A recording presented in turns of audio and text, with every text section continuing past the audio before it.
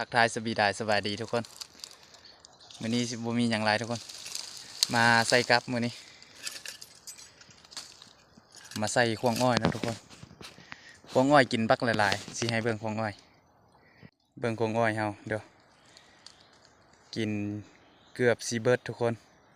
เสี่ยวกับมาลองใส่เบิ่งว่าหมานบ่นี่ควงเดียวทุกคนจัดไป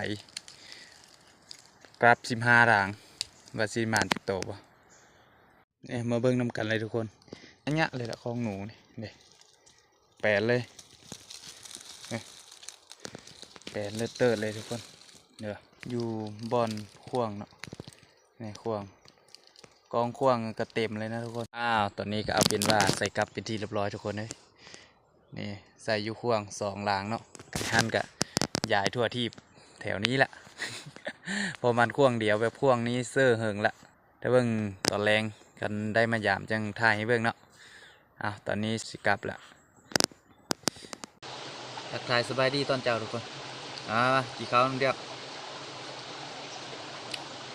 กี่กับป้ากี่ย่าสิไปยามกับตอนเช้าเมื่อคืนนี้ไม่ได้มาตารอรุ่นไปน้ำเดียวว่าสิมาเนาะกับใจกล้องอ้อยว่าสิมาตอนกลางคืนจะสุดท้ายไม่ได้มาครับนี่ก็กี่ข้าวย่าไปที่เรียบร้อยทุกคนเนี่ยไปยามกับแล้วเพิ่งกลับประมาณบอก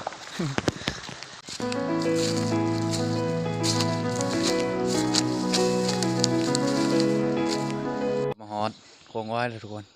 นี่โค้งอ้อยข้างล่างสียามกลับกันมาเลยเบื้องล่างแหลกกันหมด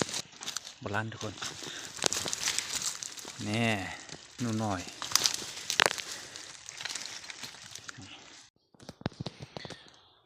โบราณทุกคนล่างหันนี่นอนหลักๆเลยเบื้องล่างนี่ทุกคนบุได้ทุกคนลานเป้า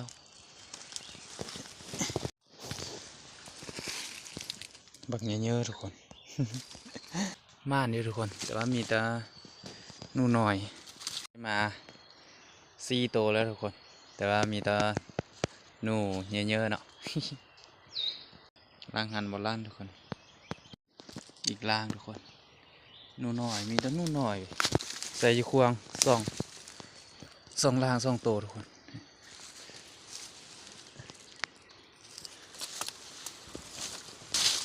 ล่างล่างครับเห็นบ่ทุกคนคร่าวๆนี่นู่นหน่อยโอ้ม่านเลยทุกคนนี่ท้องข้าวอยู่พี่ทุกคนหนูว่ายดินี่คิดว่าสิบได้เลยง่ายอยู่ทุกคนนี่คิดว่าสิบได้หนูเยอะเลยนะนี่ตอนนี้ก็ย่ามกลับเป็นที่เรียบร้อยแล้วทุกคนมาเบิ่งผลงานน้ำเดียวว่าได้จักโต1 2 3 4 5 6 7 8 9 โตทุกคนนี่เกาเสียงนูว่ายทุกคนนี่ไก่หันได้แต่นูน้อยหมด ดูดิจอบปิ้งทุกคนกับ15 ล่างเนาะเสือควงเดียวเด็ก9 โตทุกคนนี่บักเอฟอยู่นี่อันนี้หน่อยทุกคนพอได้กินทุกคนบได้ไล่ปันได้พอได้กินทุกคนเลย นี่กล้องนู่นเลื่อนทุกคนเลย ตอนนี้ก็ยามกลับไปเรียบร้อยเลยสิได้กลับแล้วทุกคนถ้ารอลุ้นเบิ่งมืออื่นเนาะมาย่ามาสิมานนูเยอะบ่